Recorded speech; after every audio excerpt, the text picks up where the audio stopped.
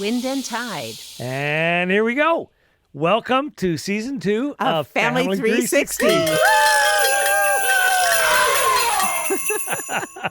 A huge thank you to those who journeyed along with us to our first season. Thank you. And based on comments from our listeners, which we really appreciate. We sure do.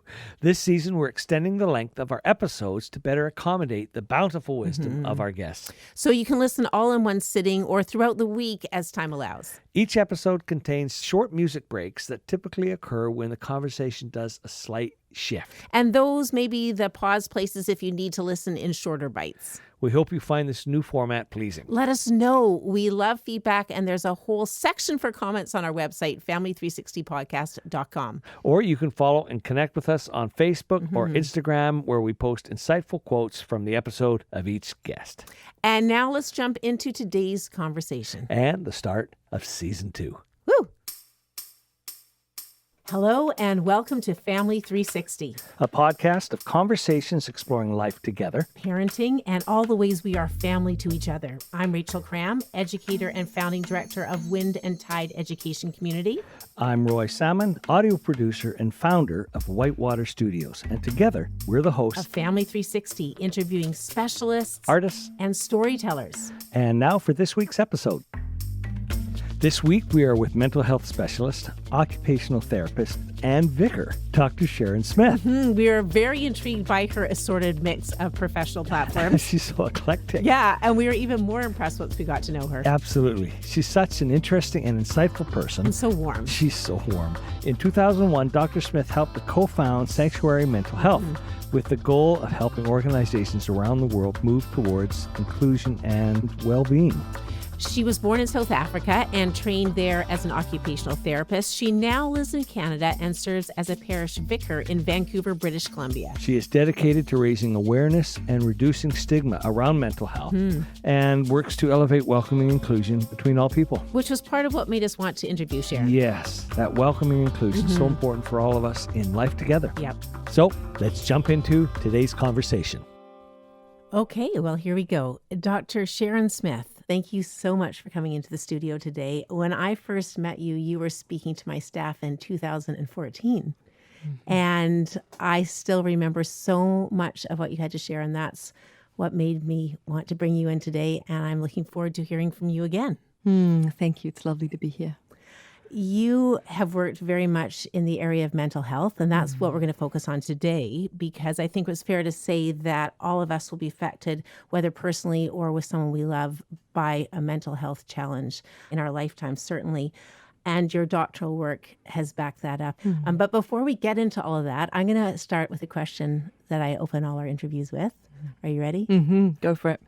Aristotle stated, "Give me a child at 7, and I will show you the adult." Is there, Sharon, a story or an experience from your childhood that has shaped the adult that you are today? There sure is. I was born with club feet, actually. I'm from South Africa. That's where the accent's from. Lovely accent. But when I was first hospitalized when I was about 2.5, and it was old-fashioned Catholic hospitals, and my parents weren't able to stay with me. So for 7 days, I was in hospital, and they would only be able to visit during visiting hours, so just for the afternoons.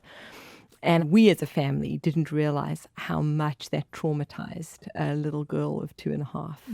And so I actually had separation anxiety, and I didn't know it until my 30s, and actually was working on my own mental health issues and realizing gradually through some visualization with a spiritual director and a mentor that there was this early memory of being in a crib, which actually looked like a cage in those early sort of memories, and have experienced freedom from anxiety as I've explored some of those early memories. Well, our early years are so formative, right? They shape our mind, but not always into the form we might want or need. Yeah. Our minds can be scary places because we have learned a pattern of thinking through life that unless it's externalized and challenged in a safe, loving place, we will continue to think our world into being in a particular way. And for me, it's a spiritual practice that every week for half an hour, someone gets to hear what's going on for me, and I offer that to others as well. And part of the reason for that is to undo ways of processing and thinking and to replace them. And so I have a bit of a network of people who we're saying what's going on and we're being as honest as we can. Because if I can't be honest with one person, who can I be honest with, really?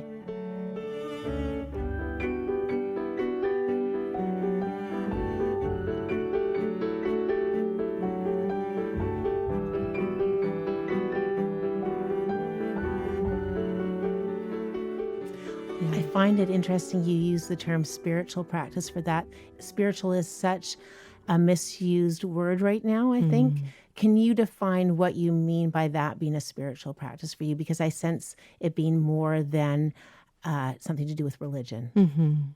Yeah, so I did my doctorate in the area of spirituality, and the other doctoral students used to always joke and say, Sharon's trying to nail Jell-O to a wall because it was so undefinable. But I used a framework where it was defined through somebody's way of understanding their world. So a worldview, an understanding of the world that is ever evolving, that is first given to us in the place of our birth, and then continues to be refined by the people and the places and the books and movies that we get exposed to through our lives. And then that worldview, the limits of your seeing, keep getting opened up more and more. And spirituality functions within that as a way to connect ourselves to ourselves, a way to connect us to the communities around us, and then a way to connect us to the visible natural world, and then in some people's worldview, to connect us beyond that to the invisible. And for some, that would be a God or a higher power or the universe or whatever language people feel comfortable using. So spirituality for me functions within our worldview as the energy of connection. Yeah. I love that. What a meaningful description of spirituality. Thank you. And hearing your emphasis on connection helps me clarify my next question about your doctoral research, because I believe as part of your doctoral studies, you also looked at mental health. And language that you use that I really appreciate is how humans flourish and how they languish. What drew you into looking at mental health with such interest? Yeah, let's start there. Some of it was my own inner struggle of trying to make sense with a traumatic experience. Both my parents are children of alcoholics, so that came into our home as well. And then I married a man who died by suicide. And so mental health sort of chose me. I don't know if I chose it, but it was a way I found myself needing to understand more and more. And so really came into the field, I think first unconsciously in my 20s, but then more consciously in my late 20s, 30s, of coming with real questions around the pain that those around me were experiencing.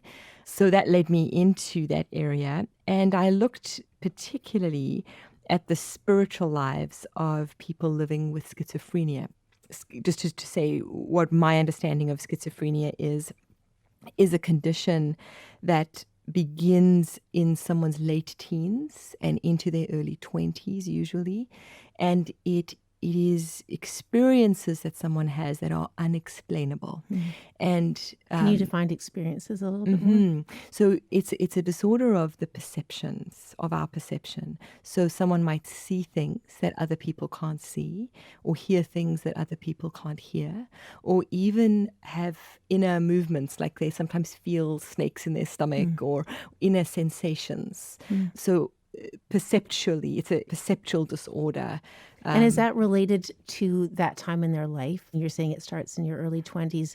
That seems to be a time of perceptions really changing naturally for people. Is there a reason why schizophrenia comes in at that point in life?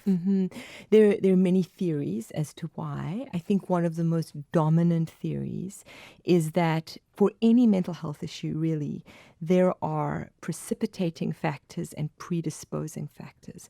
So the predisposing factors are things that we are wired with. So it's our genetic component, it might be our brain chemistry, so the things that we have internal to us. The precipitating factors are things that happen around us that create a situation where we're more vulnerable. And then those two things come together. So it might be someone's level of capacity or resilience, and then the stressors that might come their way. And when those two things meet, so you might be predisposed, but no trigger may ever occur, so it may never materialize in your life. Exactly. Or you may get to a certain point where things that happen around you become quite chaotic and you lose your ground. So, for example, I remember a client that I worked with who grew up in a very loving, secure home. He was exceptionally bright at school, and so he got a scholarship to go to university. But university was in another province. This is in South Africa. And he had to travel to go. And he left this secure home, this place where he knew, and everything was taken care of, right? Laundry was done, lunches were packed. He didn't have to think of anything. And suddenly he got to move to another province, and he became very disoriented in that place. And the beginnings of schizophrenia started. He started to hear voices at night calling him. And then what happens with the condition is that gradually you start to try and make sense of what you're experiencing.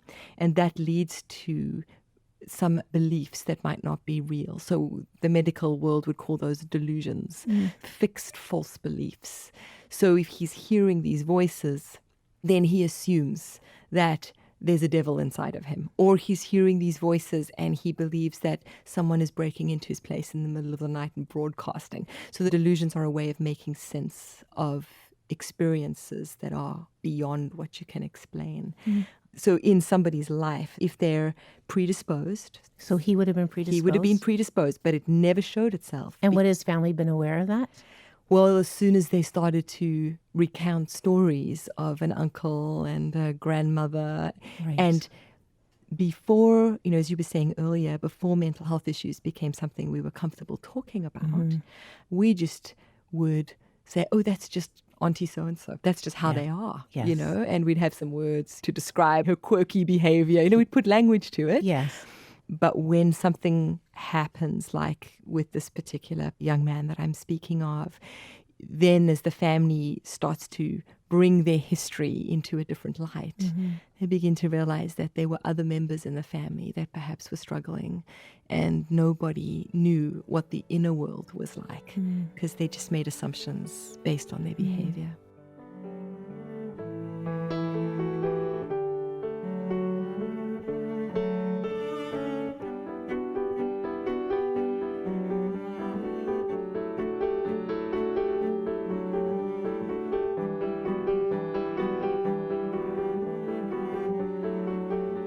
Now, listening to that story as a mother, I can think, I just want to keep my child's world so safe then, and so structured.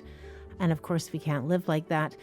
And there's so many places I want to go in this conversation, but just to know with that young man, could you back up his life into structure and safety to help him regain the ground of mental health? Or how do you approach that? Well, why don't we revisit what you asked earlier around flourishing and languishing? Because if I do that, then I'll revisit the story and let's put him back into this. We'll put him using that framework. Would that work? Fabulous. Okay. I love that.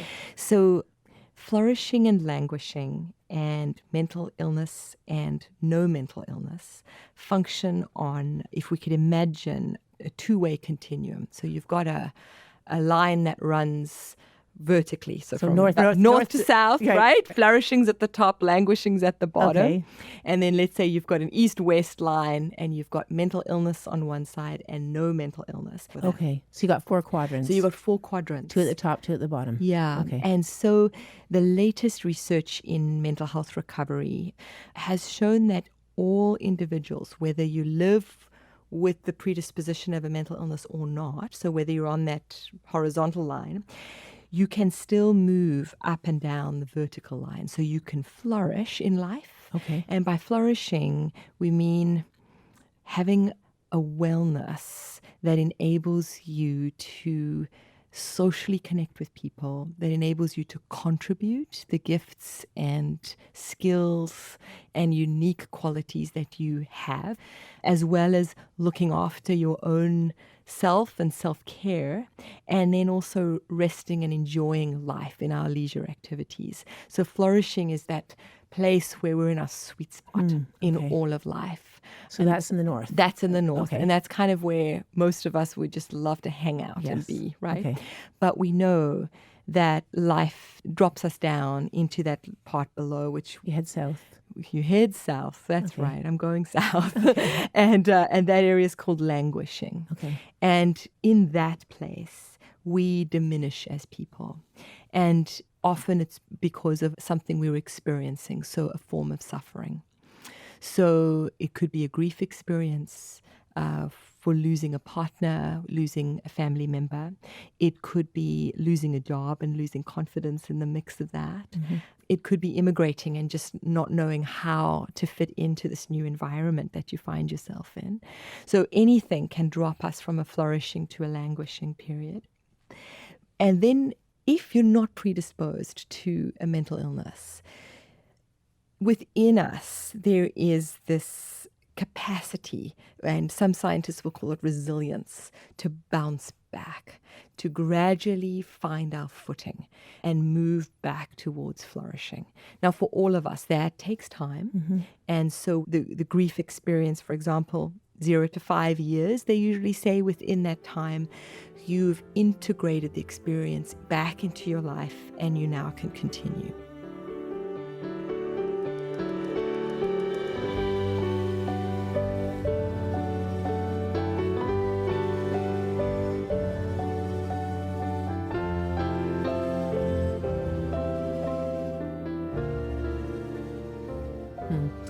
So to recap, if we're not struggling with it, if we're not predisposed to a mental illness, then our resilience, our capacity to handle grief or loss and incorporate it into our life, that is what's going to move us up and down the flourishing to languishing line. That's that movement. So what if you are predisposed to a mental illness? Well, take this gentleman I was speaking of at the beginning. Let's give him a name. So let's just call him Matthew for now. Okay. So Matthew moves to another university, another province for a time. And while he was flourishing when he was with his family, when he makes the move, he becomes disoriented. He doesn't know how to connect. It's a foreign place. He's now got more tasks to do than he's ever had to do. Plus, he's got the university courses and lots of expectations because the finances have been provided by a granting agency. And so he finds himself languishing. And what that looks like is that he can't sleep at night initially because he's worrying. He can't concentrate and focus because he's just so aware of everything that he has to do. And so his capacity for his studies, his capacity to self-care, his capacity to connect with others is reduced. And so he finds himself languishing. But because he's predisposed to a mental illness, he finds himself languishing with some particular symptoms and some particular experiences. And the languishing for Matthew pushes him into a place where he starts to hear voices and experience the other symptoms of schizophrenia. So hearing voices, beginning to believe things that can't be proven. So these fixed false beliefs, not being able to hold conversations anymore because his inner world just becomes really chaotic and loses interest in life. And so he finds himself languishing, but with some particular symptoms around that. And why this model is helpful is because it just puts us all as humans going between flourishing and languishing. And I think the conversation shifts to one about capacity and not one about you have a mental illness and I don't. So for someone who is languishing, who doesn't have a mental illness, they might need different things to be able to move back up to flourishing again. They may not need to stop their work, stop their studies. They may need to take a 3-month vacation, sort some things out in their home, maybe learn a new skill, maybe really get some rest, maybe take vitamins.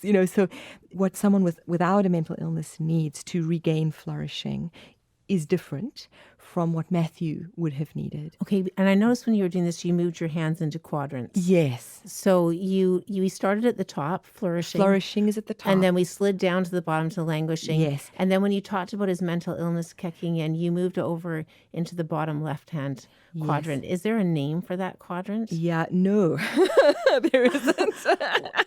So, But what it in is, that bottom left-hand quadrant someone is you are languishing with a mental mental illness. Exactly. And so on the right-hand quadrant, then, You are opposite languishing without a mental illness. And so Okay. what it's saying is all human beings can languish, whether you live with a mental illness or not. And it's saying languishing is not a static place. You don't land there and stay there. So the model offers just tremendous hope for anybody. So when you find yourself languishing, you're on a continuum towards flourishing. So you are just positioning yourself somewhere, and you require certain things around you and possibly in you. So if you live with a mental illness, you may need to take a chemical that will help you reset yourself again. You may require psychotherapy, psychoanalysis to help your inner world reestablish itself so that you can shift back to flourishing again. So the bottom two quadrants are languishing with a mental illness and languishing without a mental illness. And the top two ones must be flourishing with a mental illness or flourishing without a mental illness. Exactly. Well, and when I remember you talking about this before, I remember the realization of how much that makes it a picture for all of us, because we can be somebody who is flourishing with a mental illness, and we could be somebody who's languishing without one. Yes. And it doesn't really make a difference. Yes. Now, I know that's simplifying it. No, but Dr. Corey Keyes, who's the sociologist who actually put this model forward and published it, those were the two quadrants that he mostly focused on. How often do we talk in life about somebody who lives with a mental illness who's flourishing? And those folks, they hold wisdom for the courageous journey of what it looks like to identify that you're languishing and to identify the unique things that you need to regain your wellness again and flourish. And then the quadrant of someone living without a mental illness who is languishing was also a unique thing to discover, because it just says that not all languishing is as a result of mental illness. And so we've got some work to do around understanding our family and social systems that can put pressure on an individual such that they languish, whether they actually live with a predisposition for a mental illness or not. And so it also takes the spotlight off the individual. And what we've tended to do, especially in psychiatry, is make mental illness an individual's issue. And it's not. It's a systemic issue. Reflecting back to a comment that I got through your literature, Sharon, that all of us in our lifetime will experience, either personally or with someone we love, a mental health crisis. In those situations, whether it's for ourselves or with someone else, what is the best form of connection? How do we reach out? We need each other. There is so much energy and health that can happen when somebody has 2 or 3 or more people around them who love them and care for them through all of life. But it's not only the one way. It is also being able to contribute into a friendship that someone can actually regain their sense of worth. So let's say, I might not be explaining this very well. Well, are you saying that we need to be able to give and receive? Yes, Okay. in relationship. And when somebody is living with a mental illness, let's call somebody Anne. Let's say Anne is a friend of mine, and Anne is living with bipolar mood disorder. So she's experiencing highs and she's experiencing lows, and sometimes gets into moods that she cannot function well and contain herself and puts herself at risk. If she doesn't have a friend with her in those crisis moments to be her sane voice to her, to name what's going on, she'd be lost. So someone who can So an advocate, are you? Yes, Okay. yes. So And can that truly be a friend, or are you looking really for someone with experience and training for a role like that? I personally believe that a friendship is the most valuable piece because you've got trust and you've been able to see each other in all of life. So not just when Anne is really depressed or really manic, but you know Anne when her mood is at a place where it's modulating normally. And Anne knows you know her there. And so when you see Anne manic, you're not only seeing the mania, you're seeing your friend Anne. And I think that makes a huge difference. Those kind of friends can be really hard to find. Really hard to find. And I think what's also hard is, let's say Anne goes into a manic place and I journey with her into that place, which is costly in friendship. It means I give up some of my time. It means I might take Anne kicking and screaming into the emergency. It means I might make phone calls she doesn't want me to make. Yeah, you're opening your life to some chaos. Yes. But that's the crisis place. Then Anne starts to recover. And now our friendship has to shift. So I, as Anne's friend, have to learn how to release my need to care, the one who knows what's going on and care and love and give, and step back and let Anne find her ground again by herself and move into a relationship stage, which I call confidence building, where Anne is now in a place where she can discover what it means to be Anne again. And she can discover that in the context of our relationship, in the context of our friendship. But that takes work on both sides. Well, I think as we look out into our communities, those friendships are hard to find when you have two people without a mental health concern. Yes. So even more difficult when you have one or both with mental health concerns. Yeah, that's right. When you came to speak with my staff at Wind and Tide, Sharon, you brought up this term anam cara, which is an Irish term, and it stuck with me for all these years. It's a beautiful definition for a particular kind of friendship. I think one that nurtures us towards flourishing. I love that term, flourishing, in life. Can you describe that? I discovered the word anam cara through the writings of John O'Donoghue. John O'Donoghue was a Catholic priest and then moved out of that world to be a spirituality writer and a motivational speaker within the business world and within organizations. And he died way too early. But he has a wonderful way of articulating what it means for us to be human together. All of us just trying to find our way. In John O'Donoghue's book, which is called Anam Cara, he describes it this way. In the Celtic tradition, there is a beautiful understanding of love and friendship. The old Gaelic term for this is Anam Cara, the idea of soul love. Anam is the Gaelic word for soul, and Cara is the word for friend. So Anam Cara in the Celtic world was the soul friend, someone to whom you confessed, revealing the hidden intimacies of your life. With an anam cara, you could share your innermost self, your mind and your heart. So rich and life-sustaining friendships. And we all want people like that. Yes, we do.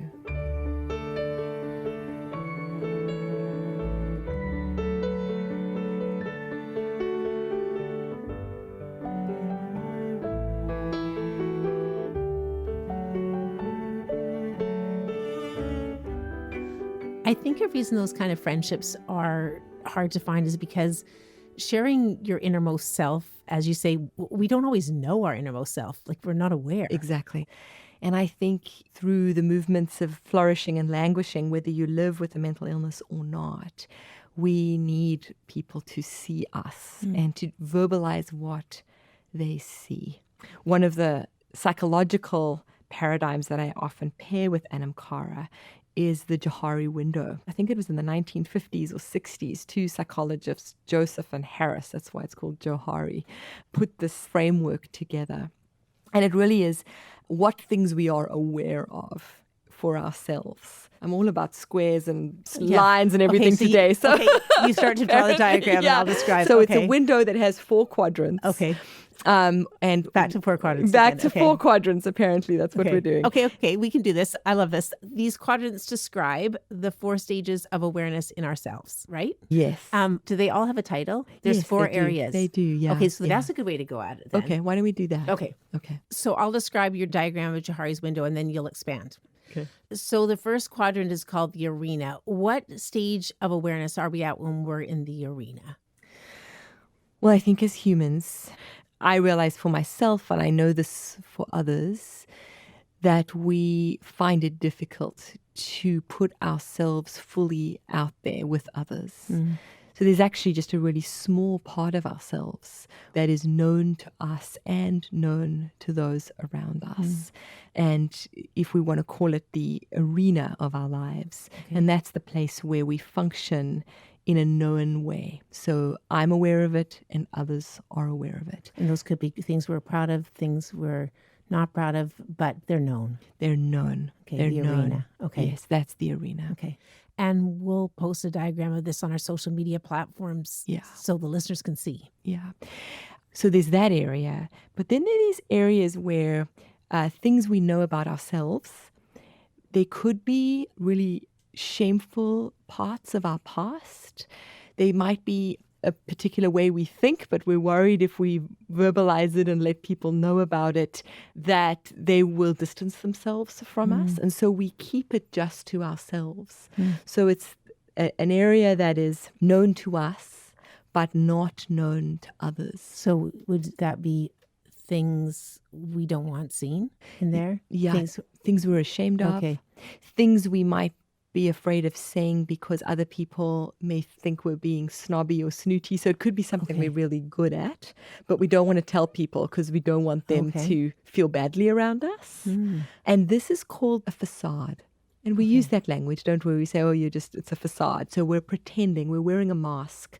We're keeping something to ourselves and not letting others know. Keeping it hidden. Keeping it hidden. Okay. And that doesn't do much for vulnerability within a friendship, creating that anam-cara relationship, because it's about the arena.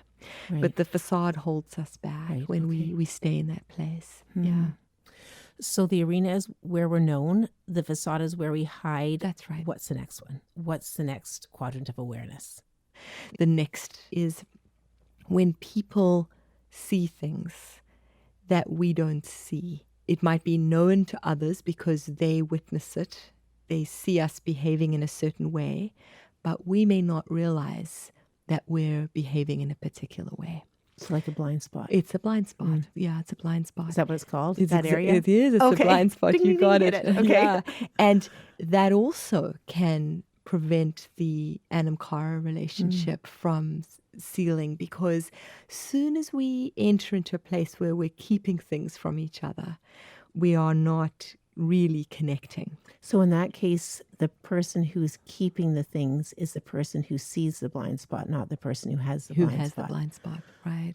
And it's nerve-wracking, right? Broaching that place where we sit down with somebody and we have to have a hard conversation and say, I've noticed that when you do this, I feel like this, and the impact on me is this.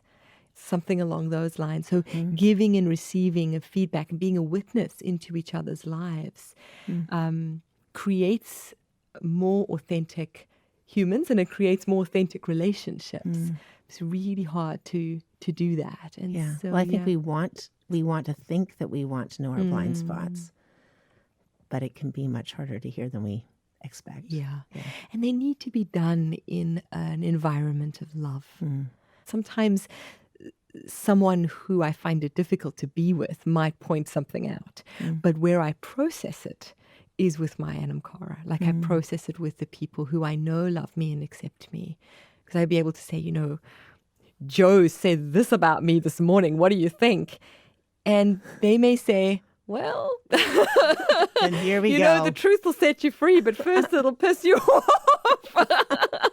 So I think there's something there about forming these friendships. And in the context of our own wellness. And what was the last quadrant? Do you think it Well, was? the last one is unknown to them and it's unknown to me. And that is the mystery of life that keeps calling us forward into greater awareness of who we are. That's beautiful.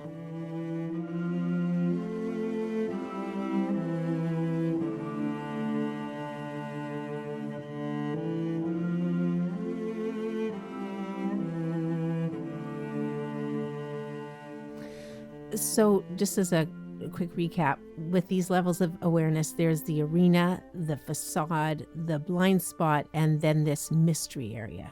Like, is that something that we have to anticipate? In some ways, I wonder if in spiritual traditions, there's some wisdom that gets held there. So the mystery might be God or God of our understanding who holds the knowledge that's beyond us, you know, beyond our knowing. There is someone or something That we keep leaning into? that we lean into and opens us up to more.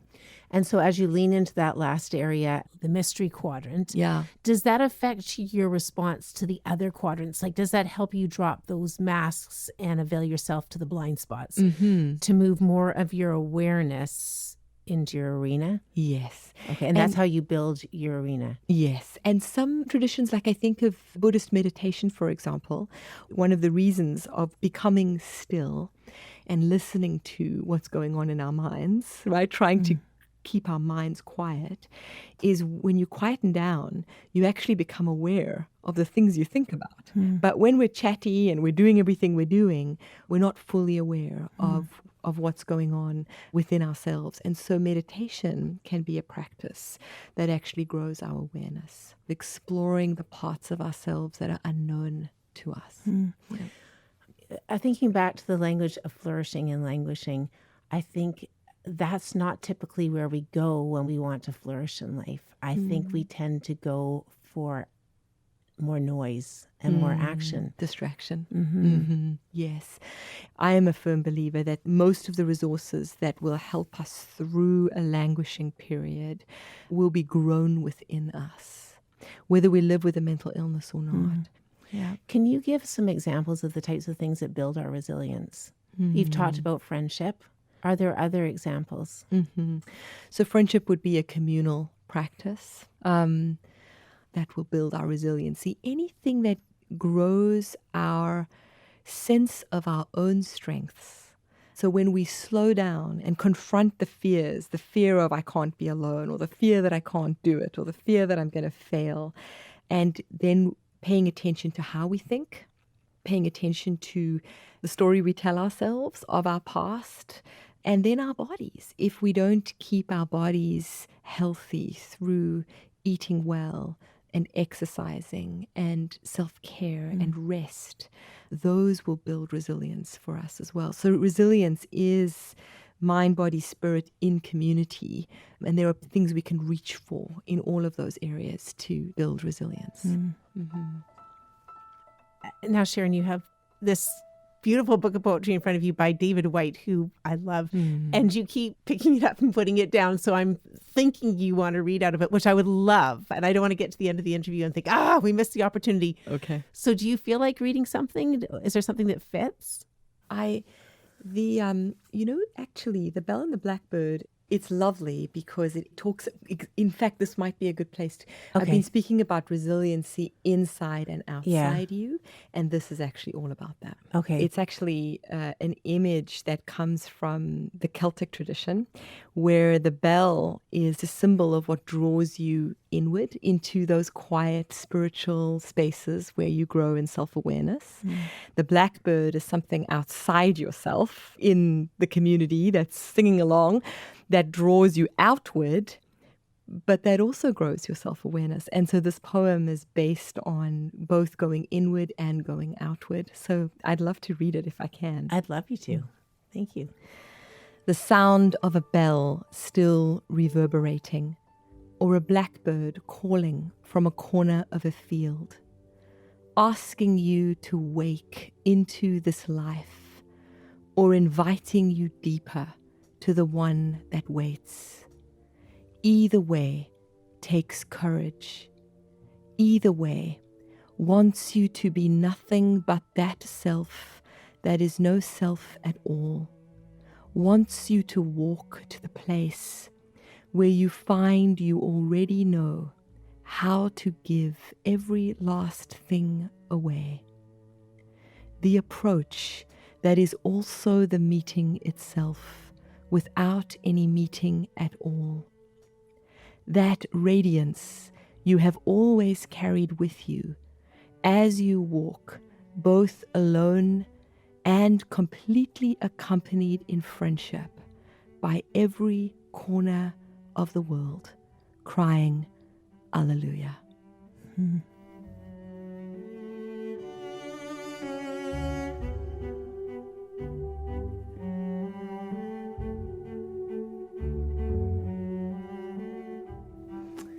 There are so many phrases to pick up on in that poem.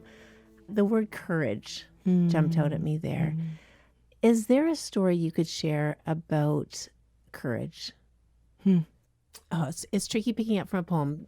Does courage work for you there? Do you like that? I Is that love the good for word you? courage. I just have to find out which Okay. kind of story. Okay.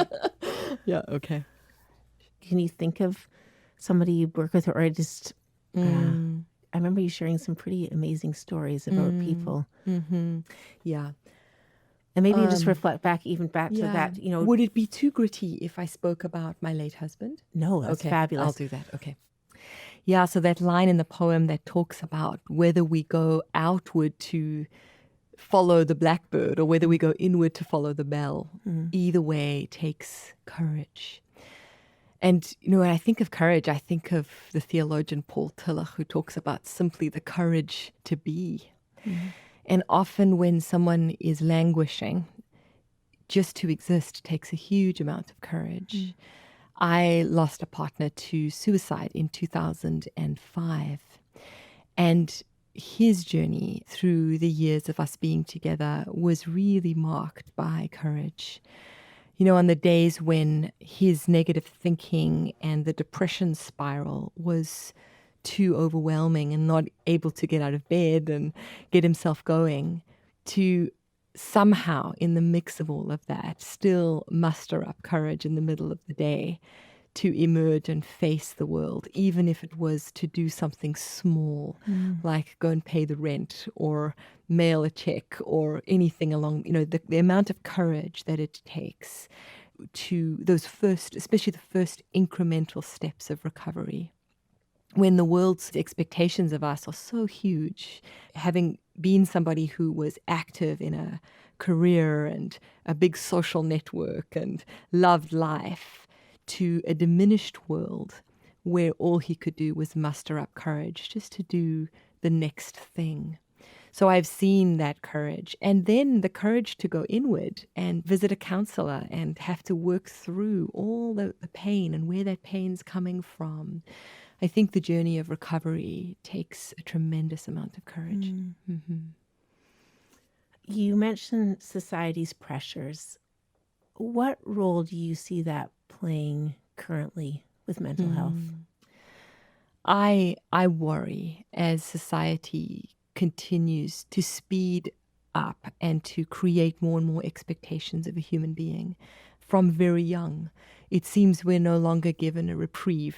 When we're young, we used to not have to meet so many expectations. And now, as parents, we're preparing our kids to meet the world. And because there is so much more waiting there, we've got to start our preparation early. What do you think it looked like before? What was the golden age of young? Isn't it funny how we all have the golden age of young? I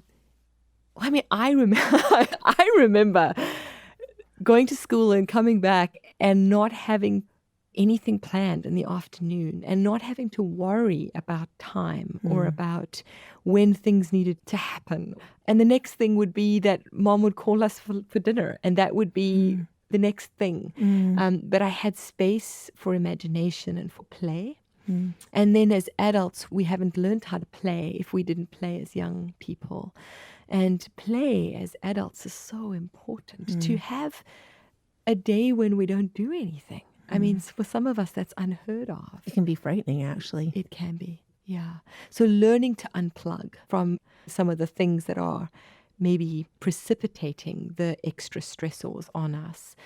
I use electronics a whole lot, but I think that we have not put some ethics and values in place that help us and guide us in the usage of electronics so that we know when it's okay not to use them and when we use them. Well, it's still so new. We're learning Yes. so much. And I think Yes. 50 years from now, we'll look back and know what was wise and what was not. Yes. But at this point, it's all experimental, isn't it? It totally is.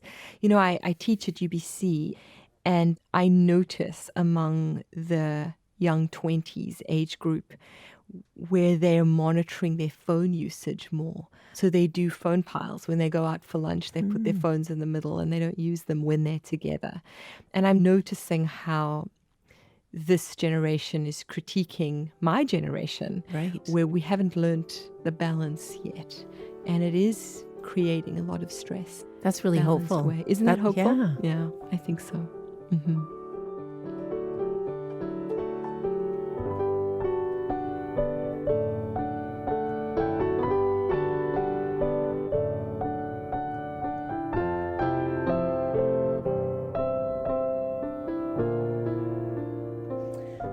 Sharon, there is so much that you've shared, and I hesitate to want to wrap up because there's so much more I want to ask, but I'm going to need to head that direction. So can I ask, is there one piece of wisdom that you would want to offer when we think about creating a home environment that supports flourishing health?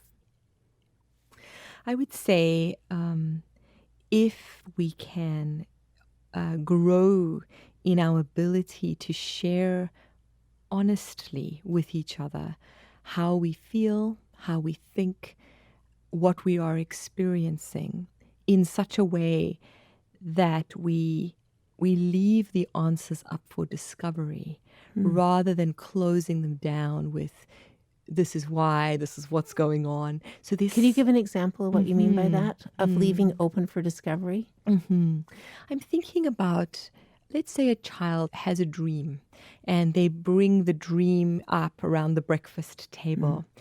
And the dream maybe scares mom and dad a little bit. Perhaps it was a dream about moving to another country, or maybe a dream that is outside their comfort zone. And our knee-jerk reaction would be to say, it's only a dream. You know, a dream you had last night in the middle of the night, wonder if you ate something, and diminish it. To be able to entertain that and even to verbalize, wow, a dream like that actually makes me feel a little afraid. How does it make you feel? And so to be able to hold something in the conversation and be honest about the way it makes us feel and see where it goes, because that sort of imaginative life and way really can build resiliency for somebody, as well as that style of communication connects us more intimately with each other.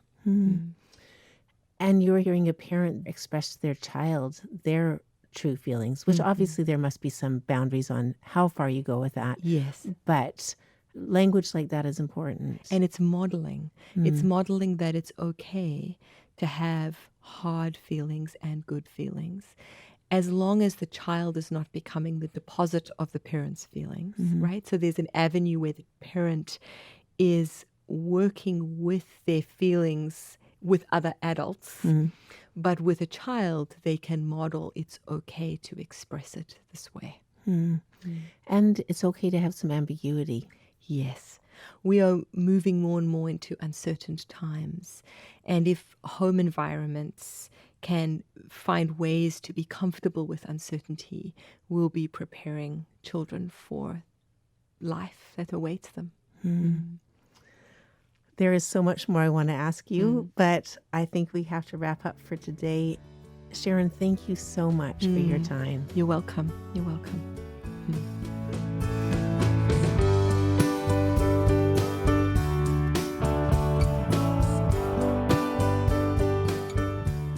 Well, this was not the kind of conversation I typically associate with a parish vicar, but I loved it. Well, do you know many parish vicars? Actually, I do. You Quite do? a few, yeah. Oh. They're insightful, all of them, but she was very intentional in her relationships as the source of her flourishing. So she was, and I would go to her church if she was closer. You would you? I would. So Dr. Smith read a lovely poem by David White, The Bell and the Blackbird. And interestingly, David White was really good friends with John O'Donohue, who wrote the book Anam Cara, Which is a Celtic soul friend concept that Dr. Smith loved. Yeah. And I think the two of them, David White and John O'Donohue, were Anam Caras. Yes, very much so. Which is cool. Yeah. So with our deep thanks for the conversation to Dr. Sharon Smith, we thought we'd end with another of David White's poems that speaks to the vibrancy that unfolds when we engage with relationships. Yes, and the life around us. So here is David White's poem, Everything is Waiting for You. Your great mistake is to act the drama as if you were alone, as if life were a progressive and cunning crime with no witness to the tiny hidden transgressions. To feel abandoned is to deny the intimacy of your surroundings. Surely, even you at times have felt the grand array, the swelling presence, and the chorus crowding out your solo voice. You must note the way the soap dish enables you, or the window latch grants you freedom. Alertness is the hidden discipline of familiarity. The stairs are your mentor of things to come. The doors have always been there to frighten you and invite you. And the tiny speaker in the phone is your dream ladder to divinity. Put down the weight of your aloneness and ease into the conversation. The kettle is singing even as it pours you a drink. The cooking pots have left their arrogant aloofness and seen the good in you at last. All the birds and creatures of the world are unutterably themselves. Everything is waiting for you.